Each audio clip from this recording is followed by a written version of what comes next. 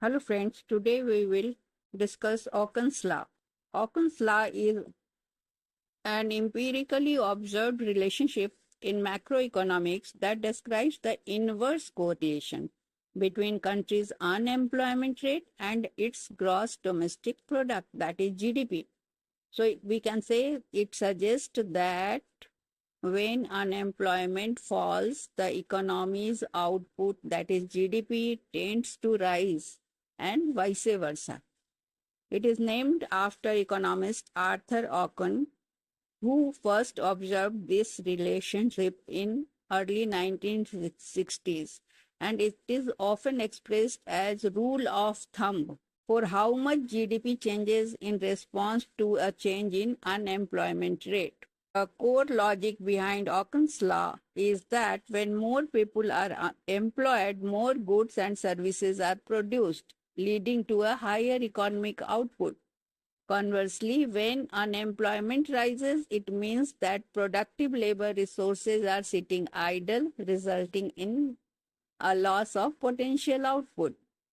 So, common formulations and Ocken's coefficients. While there are a few versions, a commonly cited relationship suggests that for every 1% increase in unemployment rate, the GDP will be approximately 2% lower than its potential GDP. This 2% is a typical value for Ocken's coefficient, though it can vary depending on the country and the time period. Some estimates suggest that it can range from 1.5% to 3%. It is important to understand that this is not a rigid or universal law, but rather an empirical observation that has generally held true in many economies.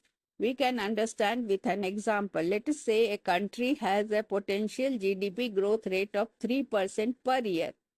The rate at which its economy can grow if all resources are fully utilized and unemployment is at its natural rate.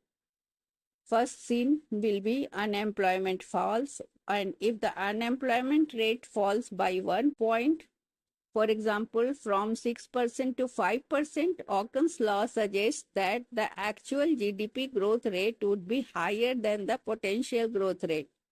Using a coefficient of 2, if unemployment drops by 1%, the GDP may increase by an additional 2% above its potential. So if potential